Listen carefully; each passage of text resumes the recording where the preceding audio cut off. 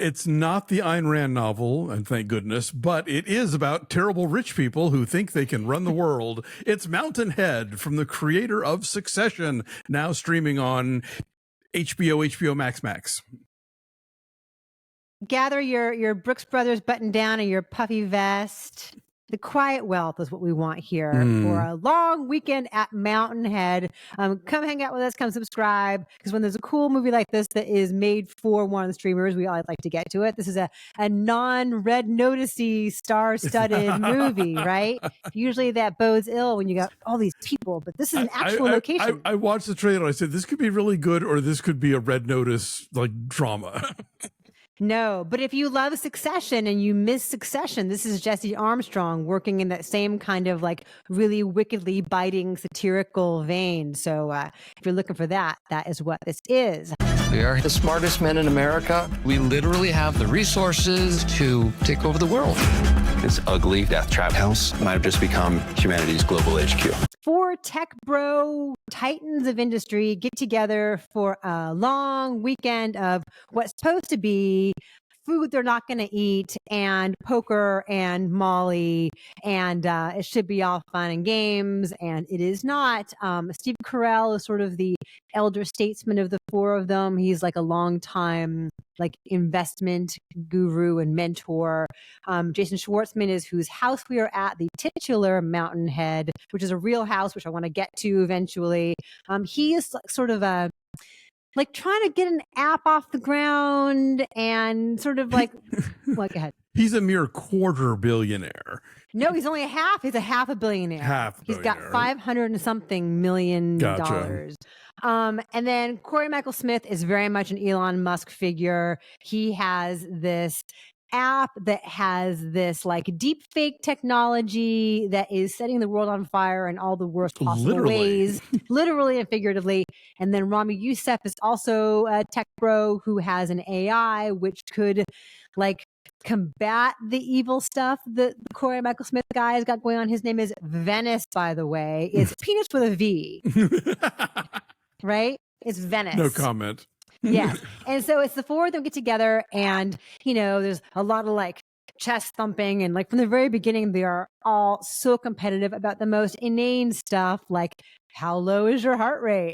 How is your sleep? And like they're like quantifying on their watches about how their sleep patterns are. And things go badly once they realize, oh, okay, like this thing that we're all doing is causing turmoil worldwide. For the average person, that would be a scary thing, but because these are all awful people, they view it as opportunity. Yes. And it's a lot of fun. I enjoyed this movie tremendously. It is very, very on the nose. It is very obvious in its targets. But if you know Succession and you know Jesse Armstrong's work, like the writing is so sharp and it is so heightened. Like the tech bros speak and the way that they frame things, like just the density of the verbal acrobatics required of all of them is a whole lot of fun. It's very heightened. It feels like a play in a lot of ways, in that it all takes place in this one location, but the one location is 21,000 square feet in Deer Valley, Utah. And so they find new ways into different parts of the house that are relevant to the storytelling, and not just like, hey, now we're in the bowling alley, or hey, now we're at the climbing wall, the indoor climbing wall. So I really dug it from a costume and production design perspective, from the energy that they all bring to this. It definitely evolves and it takes a turn.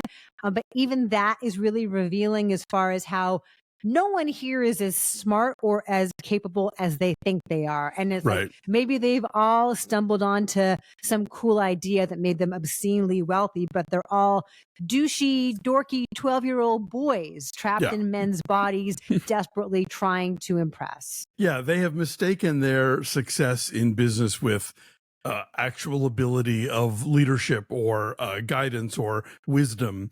I liked this a lot. I do think when the turn happens, it flags a bit. Like it felt like it was kind of spinning its wheels and being a little bit repetitive, whereas before that it was just like bam, bam, bam, and thing, and you know, like cool monologue or exchange of dialogue or whatever.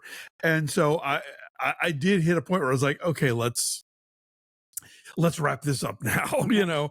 But yeah, I think like it couldn't be more timely. And, you know, if this counts as a spoiler, but Dave's big disappointment was, well, they didn't all get fed into a volcano at the end because these guys are horrible, and you know exactly who they're representing that were also really horrible. And so yeah, this is very incisive and very of the moment that we're in right now. They did not get fed into a volcano, but for all of them, like the bottomless pit of need is their own volcano. True. This is true. Right? Nothing will ever satisfy them. No amount of money, no amount of power, no amount of one-upmanship. I mean, there's no joy to be had here in the insane amount of money that they have.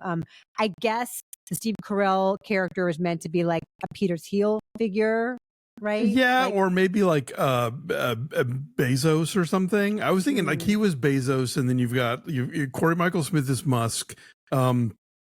I guess then that like Zuck is Ramy Youssef. I don't know. I'm not sure there's a one-to-one corollary for all of them. Yeah, you can kind of wobble them around, and it, you know, you wind up in the same place. Yeah, and even like the glimmers. Go ahead. I'm sorry. No, please. I was gonna say even like the glimmers into their personal lives, like only reveal how empty they are. It's not like, oh, this person has a wife, this person has a child. Like, right. Nothing has any meaning. And actually, the Cory Michael Smith, the Venice character, says that nothing means anything and everything is cool. Right? Yeah, basically, like his, like, you know, he's got this AI thing that the deep fakes are causing like riots and all these horrible things. He's like, what? It's a joke, man. Don't they get it? It's hilarious. You know, it's just like. Cory Michael Smith is great, by the way, and I've been a fan of his since like Gotham, and you know he's in Carell and a cool little indie called 1985 that Yen Tan did. But this, I think, is really giving him a platform for the sort of weird energy he can bring to a character. And he was Chevy Chase in Saturday Night. He was indeed, yes. And you can draw a direct line from like that kind of Chevy Chase arrogance to the douchiness and the arrogance and the swagger of this Elon Musk figure that he is playing here. And Jason Schwartzman like brings a sad neediness to it. Not that it necessarily makes him a sympathetic figure, but there's such desperation to belong to want to be at that level. And then the Ramy Youssef character is almost a human being. Like he's the closest. He's got some ethical quandaries about the conversations that they're having and the decisions that they're making, like of all of them. I guess you need one person to bring that kind of shading, that kind of warmth, because if they're all despicable, then like it's miserable to watch. Someone's got to have a soul in there, you know, at least a shred of one. And yeah, Carell's character is willing to completely sell out everyone and everything for his own sort of selfish reasons, you know. And I love his bloviating and like dropping names of different philosophers, you know, and they all look at him like nodding, like, oh, continue, Sage One. Like they're all buying into it. And I love like the Nicholas Britell score too. He did the Succession theme. So it is very much of that world. It's not exactly Succession, but if you're like jonesing for that kind of like ultra luxurious, awful people talking banter, it's got all of that for you. Indeed. Now, what were you going to say about the house? Oh, the house is a real place. So there are multiple stories. I'll have to find one for you and put a link to it down below. It's like a real house. Like it's not like they built a house to make this. Like they found the house and then they put them all in there. So it's like 21,000 square feet. It's on this perch. And part of what matters about it is that it's like, it's on its own on this perch, you know, it's not like it's among a whole bunch of other ski chalets. It's not like they're living like on the Strand in Manhattan Beach where you're surrounded by other multi-million-dollar houses. Like it's on its own. And that seems very symbolic too. Like you have all the money in the world, but you're utterly alone and enjoying it. That and the idea that they feel like they exist in this vacuum where they're able to exist separately from, you know, the hoi polloi, and so it allows them to sort of be on this literal perch from which they make these pronouncements and decide, you know, how things are going to play out or how they think they're going to make things play out from there, you know. Yeah, one of them says to the other, do you believe in other people? And the other one goes, of course not. Like, why would regular people exist? I'm going to say like an 8.3. I had a really good time. I'm like a 7.8. I think it's really solid. But like I said, for me, it did get a little slack at one point. And then the ending really kind of, you know, delivers. So, yeah, there's a lot that I liked here. Mountainhead's on Max. Go check it out.